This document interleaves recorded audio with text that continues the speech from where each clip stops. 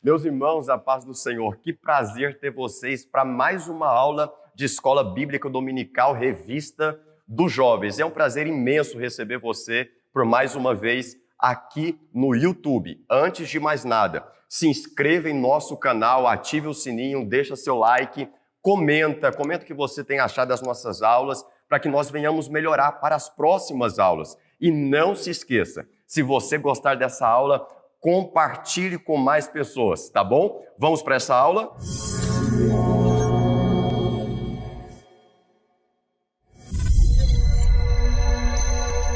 Hoje nós falaremos sobre a lição de número 6, Jeremias, a oração e o lamento do profeta. O texto do dia se encontra no livro de Jeremias, capítulo de número 1, versículo de número 9, que diz assim: E estendeu o Senhor a mão, e tocou-me a boca, e disse-me o Senhor: Eis que ponho as minhas palavras na tua boca. A síntese do dia é: devemos buscar a vontade de Deus para nossas vidas diariamente, pois a vontade do Senhor é boa, agradável e perfeita. Talvez a primeira pergunta que nós façamos no início ainda dessa aula seja: quem foi Jeremias? Jeremias foi um dos maiores profetas no período veterotestamentário.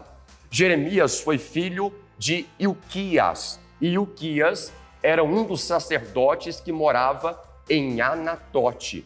Então eu posso entender que a família de Jeremias era uma família de linhagem sacerdotal. Então Jeremias ele vai crescendo dentro deste contexto e se amadurecendo, sendo levita e esperando os seus 30 anos, que é a maioridade sacerdotal, para que um dia se torne como seu pai Ilquias e se torne também um sacerdote que reside nesta aldeia, nesta vila, nesta cidade de Anatote. Só que tem um detalhe que eu sempre gosto de citar. Anatote não era uma cidade fácil de se viver, pois o solo era duro e muito espinhoso. Então, para que você trabalhasse com o solo, com a terra desta vila chamada Anatote, precisaria de trabalho, precisaria de resistência, de perseverança. Então, não é qualquer pessoa que pode chegar em Anatote e fazer o que está acostumado a fazer em outras terras. Não, a terra de Anatote era uma terra difícil de se lidar. Tinha que ter trabalho árduo, trabalho exaustivo para arar essa terra. Perceba, lugares difíceis formam pessoas fortes. Talvez você que está nos assistindo está dizendo: Tiago, eu estou passando por cada coisa na minha vida, eu estou passando por cada situação complicada na minha história, e talvez e com certeza seja apenas o plano de Deus de estar te formando na vila de Anatote, pois lugares difíceis formam pessoas fortes. Anatote era o lugar ideal para que Deus formasse um profeta corajoso, para que Deus formasse um profeta de fibra, não um profeta modinha, não um profeta Nutella, mas um profeta raiz, um profeta forte, um profeta que dá conta de vencer os seus obstáculos. E é justamente que fala o tópico primeiro, a vocação e a primeira visão de Jeremias. A palavra vocação no latim do verbo é vocare, e vocare significa chamar, ou seja, o chamado de Jeremias, um texto extremamente conhecido por nós, não é mesmo? Que se encontra em Jeremias capítulo 1, versículo 4, que diz assim: Assim veio a minha palavra do Senhor, dizendo: Antes que eu te formasse no ventre, eu te conheci, e antes que saísse da madre, eu te santifiquei, e as nações te dei por profeta. Vamos desmiuçar esse versículo? A primeira palavra desse versículo é antes. Antes de qualquer coisa, Deus já havia escolhido Jeremias. Talvez você está dizendo: Tiago, mas eu sou fruto de um abuso sexual, de um incesto, de uma tentativa de abuso. Tudo bem, você pode até ser, e isso não é bom para qualquer pessoa, mas antes de um abuso sexual, antes de uma tentativa de aborto, antes de um incesto, você já foi escolhido por ele antes. Existe uma palavra de Paulo escrevendo na carta aos Efésios, no capítulo de número 1, no versículo de número 4, que diz assim: como também elegeu nele antes da fundação do mundo. Então olha para cá, a sua história não começa quando você vem para esse mundo, a sua história começa antes. O propósito que Deus tem para a sua vida, a chamada que Deus tem com você, ela começa antes. Porque antes de você ser gerado no ventre da tua mãe, Ele te elegeu nele. E isso é incrível. Isso é extraordinário. O que eu estou dizendo para você é: a sua história não começou quando você respirou o oxigênio desta terra. A tua história começou quando Deus elegeu você nele e já traçou um propósito para a sua vida. E é isso que o texto vai dizer, que antes que eu te formasse no ventre, diz o texto, eu te conheci. Isso é o chamado. Tiago, mas se Jesus soubesse das minhas falhas, se Jesus soubesse dos meus erros, o texto está dizendo, Jeremias, eu te escolhi antes e eu já te conhecia. Eu já conhecia as suas falhas, os seus problemas, eu já conhecia as suas crises, mas mesmo assim, Jeremias, eu te chamei.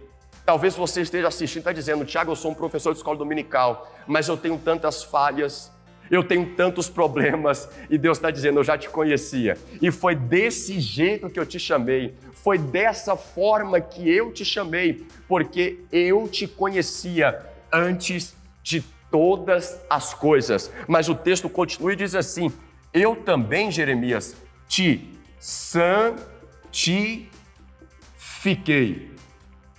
E isso é lindo, porque todo chamado que Deus tem para a vida de um homem, para a vida de uma mulher, ele passa pelo processo da santificação. É impossível você exercer o chamado, exercer a vocação e não passar pelo processo da santificação. Tiago, mas o que é santificação? Existe uma frase que resume de forma objetiva, clara, que diz assim, olha, santidade ou santificação não tem a ver com quanto você tem de Deus, mas sim com quanto Deus tem de você. Tem muita gente que fala assim, mas é porque eu estou cheio de Deus, mas na segunda-feira vive a mesma vida de pecado, a mesma história, as mesmas faltas. Então santificação não é o quanto você tem de Deus, mas o quanto Deus tem de você, pois chamada não é apenas de ser disponível, mas é estar à disposição de Deus.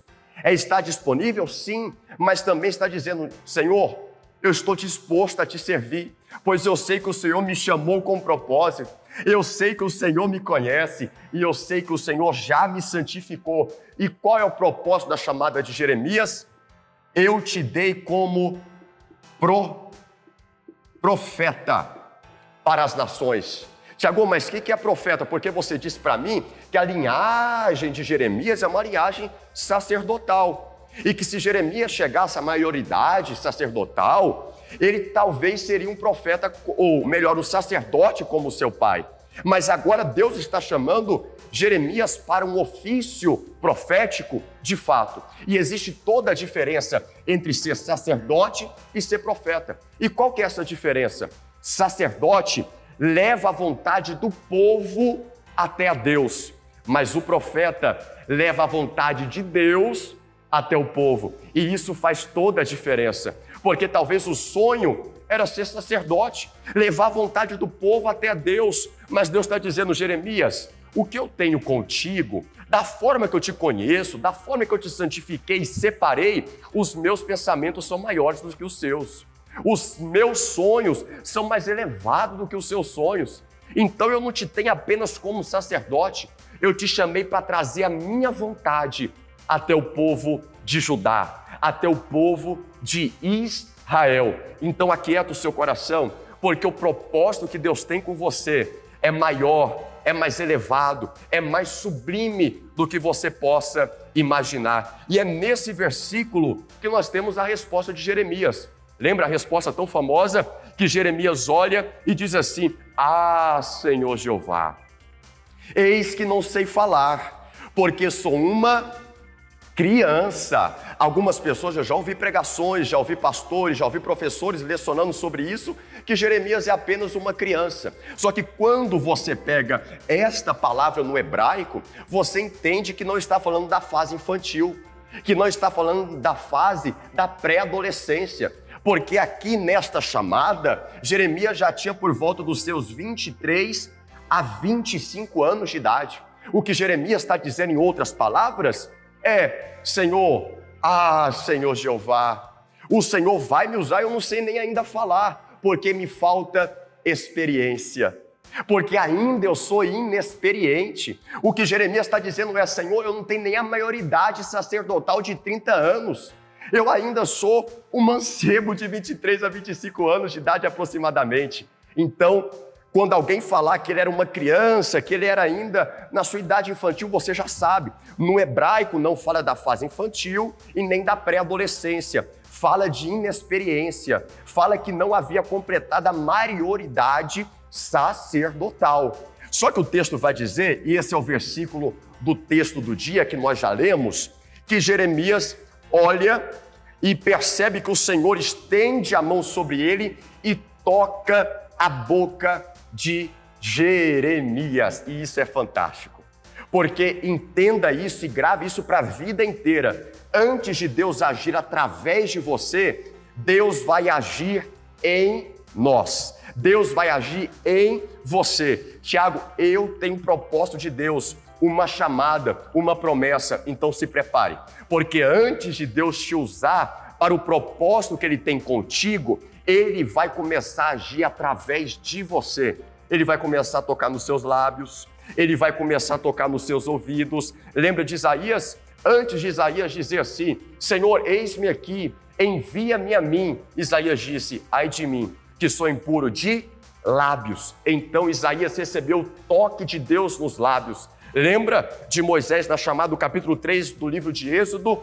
Antes de Deus enviar Moisés para Faraó, Deus tratou com Moisés, e assim ele faz até os dias de hoje. Antes de Paulo se tornar o grande apóstolo Paulo, ele passou muitos anos no anonimato de Gálatas capítulo 2, versículo 1. Antes de Moisés levar o povo e guiar o povo através do Egito, ele passou 40 anos sendo pastor de ovelhas, sendo preparado por Deus. Então Deus estava tocando a boca de Jeremias, dizendo: eu vou agir primeiro através de você, ou melhor, primeiro eu vou agir em você para depois agir através de você. A voz é de Jeremias, mas o versículo diz assim: e disse-me o Senhor, eis que ponho as minhas palavras na sua boca. A voz é de Jeremias, mas as palavras é de Deus. Eu vou repetir isso.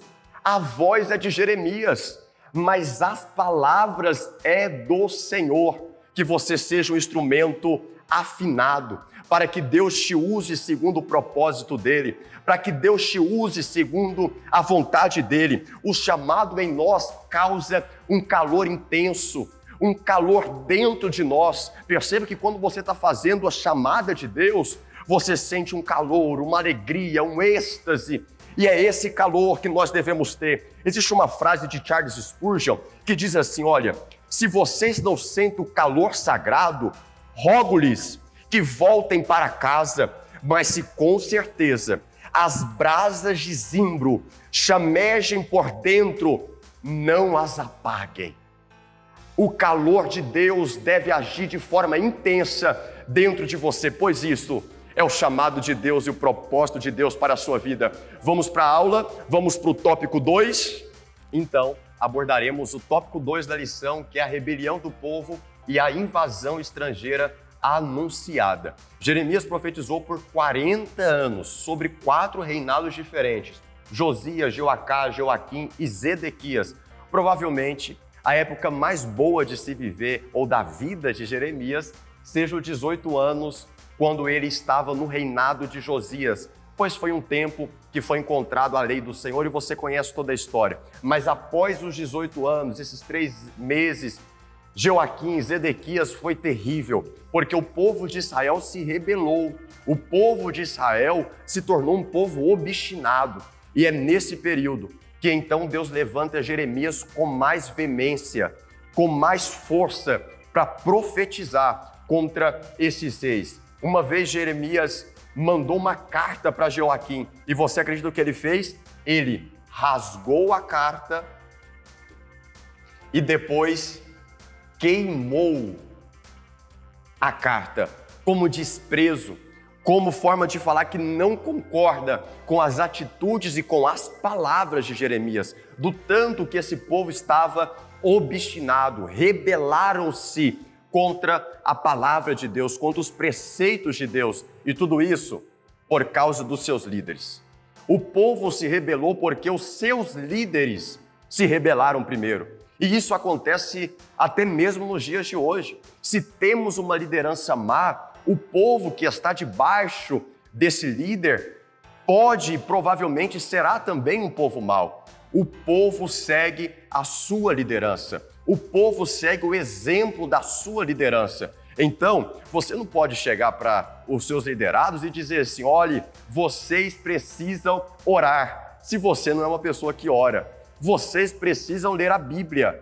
Se você não é uma pessoa que lê a Bíblia, certa feita eu vi um líder chegando nos seus liderados e dizendo: olha, vocês precisam se consagrar, precisam orar, precisam ler a Bíblia. E os meninos olharam e falaram assim: mas você faz isso? Ele ficou sem graça, não soube responder, porque o povo segue a sua liderança. Você pode perceber que a cara da congregação é a cara do pastor que está dirigindo essa congregação. Se o pastor é mais animado, provavelmente a congregação também é mais animado e assim por diante. Então o povo se rebelou porque os seus líderes se rebelaram. E Jeremias, nessa época de profetizar, os reis não dão ouvido a ele, as pessoas não dão ouvido a ele, e é nesse tempo que Jeremias entra numa crise ministerial. E esse chega no ponto crucial desta revista. É uma crise ministerial. Por quê? Por causa que Jeremias falava da traição dos seus amigos. Não só dos seus amigos, mas dos seus familiares. Jeremias também orava, clamando essa crise que envolvia ele. Ele ficava impaciente, porque ele profetizava e não via a palavra de Deus se cumprir com rapidez. Ele profetizava, o povo ficava: ei, Jeremias, não vai se cumprir? E ele ficava impaciente, dizendo: Senhor, quando vai se cumprir? Que essa palavra se cumpra logo, para que as pessoas vejam. Jeremias foi o tipo de pessoa que pregou, mas não teve a sua pregação como popular nos seus dias. Ninguém gostava de ouvi-lo, ninguém gostava de dar ouvido às suas palavras, mas mesmo assim Jeremias continuou pregando, porque era a voz de Deus, era a palavra de Deus na boca de Jeremias. Jeremias também questionava o propósito, questionava o ministério, falava: Senhor, será que eu mesmo fui chamado para isso? O Senhor me disse que o Senhor me conheceu antes, que o Senhor sabe de tudo de mim, que o Senhor me santificou, que o Senhor me separou como profeta, mas às vezes eu profetizo, eu falo, eu ensino, e o povo não me dá ouvido, Senhor, o povo não ouve o que eu falo. E Jeremias começou a viver uma crise ministerial, a ponto de lá em Jeremias capítulo 20, versículo 7, Jeremias olha e diz assim: iludiste-me, ó Senhor, iludido fiquei. O que Jeremias está dizendo é: Senhor, a chamada foi linda, o propósito, quando o Senhor me chamou, aquele negócio foi assim, extraordinário, mas agora parece que eu estou passando pelo vale, porque ninguém me ouve, rasga a minha profecia, queima a minha profecia. Tem profeta se levantando contra mim, Ananias, o falso profeta, levantando e testando contra a minha profecia. Eu fui espancado, eu fui deixado preso a noite inteira no tronco por um sacerdote ímpio. Senhor, eu fui confrontado. Senhor, eu fui lançado numa masmorra. Senhor, eu fui numa cisterna que não tinha água senão lama. Jeremias entra numa crise. Jeremias entra num período assim caótico aqui dentro na sua mente. E Jeremias olha e diz: tu me iludiste. Eu fui iludido pelo Senhor. Aí ele continua dizendo assim: mais forte foste do que eu e prevaleceste. Sirvo de escárnio todo dia e cada um deles zomba de mim. Então, e Jeremias continua dizendo, então disse eu, não me lembrarei dele, não falarei mais no seu nome. Ele está dizendo, eu vou largar esse negócio. Não, eu vou largar de pregar, eu vou largar essas agendas, eu vou largar essas aulas dominical, eu vou largar a mão de ir para a igreja. Aí ele continua dizendo, mas isso foi no meu coração como um fogo ardente, encerrado nos meus ossos, e estou fadigado de sofrer e não posso. O que Jeremias está dizendo, eu tentei me escapar de um lado, mas quando eu me escapei, o Senhor estava lá. Eu fui para a profundeza, mas o Senhor estava lá. Eu subi ao mais alto prédio da minha cidade, mas quando eu cheguei lá, o Senhor já estava lá. Eu não pude fugir porque havia um fogo, e esse fogo ardia dentro de mim. Lembra? Quando nós falamos do calor intenso, é esse calor. É algo que você até pensa em desistir, mas não pode, porque existe um fogo dentro de você, existe um fogo interior que arde nas suas entranhas, nos seus ossos, e isso não deixa você desistir. Jeremias até quis desistir, mas o fogo foi maior, a presença foi maior. Ele diz, a tua palavra queimava como fogo no meu coração. Então deixa eu dar um conselho assim, baseado numa música, deixa queimar este fogo. Deixa fumegar essas brasas de zimbro dentro do seu coração. Então Jeremias, ele tem um segredo para a crise. Isso é incrível. O segredo de Jeremias para a crise se chama oração. Jeremias tinha esse segredo. Toda vez que a crise vinha, questionava-se, ele ficava perturbado com os seus sentimentos, ele orava. E diz o versículo 16 do capítulo 15, que as palavras do Senhor alegravam o coração de Jeremias. Como isso é gostoso, não é, irmãos? Quando nós entendemos que estamos passando assim pelo vale da sombra da morte, mas de repente vem uma palavra de acalento para a nossa alma e nós olhamos para o Senhor e dizemos, Senhor, obrigado, pois a Tua palavra nos traz alegria, a Tua palavra nos traz vigor, nos traz força, nos traz o bálsamo que acalenta a nossa alma, nos traz o desmanchar das agrulhas que aprisiona a nossa vida. Jeremias tinha alegria genuína quando ele estava orando, e isso é importante. Talvez você esteja passando por um momento tão caótico, tão difícil, mas Deus está falando para nós, nesta lição de escola dominical, que precisamos vencer as nossas crises orando, vencer a pandemia orando, vencer os desafios orando ao Senhor. Olha, Jeremias não falava muito sobre oração, mas ele orava muito. E isso aqui é extraordinário. Por quê? Porque tem muita gente que fala muito sobre oração, mas não ora nada. Tem muita gente que prega muito sobre oração, mas não ora nada. Tem muita gente que fala muito e faz de menos. Fala muito e age pouco. Mas Jeremias não falava muito, mas agia muito. Orava muito. E esse era o segredo. Ele ora, aqui eu deixei algumas referências que está na própria lição sobre as orações de Jeremias, sobre o derramar do coração de Jeremias. E isso é importante para nós. Nós precisamos orar. Então agora nós vamos para o terceiro e para o último tópico dessa lição. E agora nós falaremos no tópico 3 sobre Jeremias intercede pelo povo. Nós falamos no tópico 2 que Jeremias passou 40 anos profetizando, passou por 4 reinados diferentes, e em todo o tempo Jeremias orando, vencendo as suas crises emocionais, sentimentais, ministeriais, crises de propósito, em oração, orando aquele cuja presença ele estava, e orava para Deus ajudá-lo, para Deus dar força, dar ânimo para ele, e ele intercedia pelo povo. E isso é importante que nós façamos, interceder pelo povo. Lembra lá em Êxodo, quando Deus falou que ia destruir aquela nação que estava no deserto, e Moisés saiu como intercessor do povo? Sim, nós precisamos de menos acusadores e mais intercessores, de pessoas que ficam apontando o dedo, acusando. Não precisamos dessas pessoas.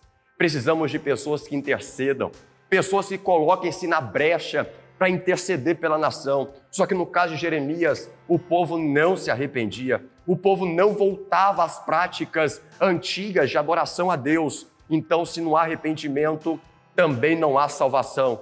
E Deus falou, Jeremias, não adianta mais orar, porque o povo é de coração duro e o juízo está sobre Judá. E é nesse momento que a lição fala sobre orações que Deus não ouve. Eu gostaria de melhorar essa frase, que daria uma compreensão melhor para nós como orações que Deus não atende. Porque toda oração Deus ouve, mas nem toda oração Deus atende. E isso é diferente. Tiago fala na sua carta que a oração egoísta Deus não atende. A oração fora do tempo, da mesma forma. A oração de quem permanece no pecado, Deus não atende. Não é que Deus não ouve, mas a melhor forma de se falar isso é a oração que Deus não atende. Então, como precisamos ser ouvidos por Deus e oramos em prol do que Deus nos atenda, precisamos orar sendo guiados na oração pelo Espírito Santo. É o Espírito Santo que nos inspira. Lembra quando você está intercedendo por um povo, por sua família, por sua casa, pelo seu parente, pelo seu amigo, você vai orando e de repente vem uma inspiração, e essa inspiração é divina, você vai ficando valente na oração e vai dizendo, Jesus, quebra as algemas. Isso é inspiração do Espírito Santo. Lembra, o Romanos diz isso, capítulo 8, que quando nós oramos e nós não sabemos orar como convém, mas o Espírito Santo nos ajuda com gemidos inexprimíveis, e isso é extraordinário. Tiago, então, como é que eu devo orar? Com sinceridade. Ora do jeito que você é. Não precisa usar palavras bonitas, não precisa usar uma oratória rebuscada. Ora do jeito que você é. Você não precisa passar-se por outra pessoa. Seja você mesmo e seja guiado pelo Espírito Santo em sua oração. E nós terminaremos esta aula com uma frase que para mim é incrível, que diz assim, olha, os homens podem desdenhar dos nossos apelos, rejeitar a nossa mensagem, opor-se a nossos argumentos, desprezarmos, mas nada podem fazer contra nossas orações. As pessoas podem rejeitar as suas ministrações, as suas mensagens, o seu jeito de ser, as suas atitudes tomadas. As pessoas podem opor contra você, ir contra você, mas elas nada podem fazer contra nossas orações. Lembro, eu encerro com esse testemunho, de uma pessoa que eu fui evangelizar algum tempo atrás, e após evangelizar, chegar nela para evangelizar melhor, eu disse, Senhor, eu posso compartilhar um texto, uma palavra? E disse, não, eu não quero saber desse negócio de Deus, não, desse negócio de igreja.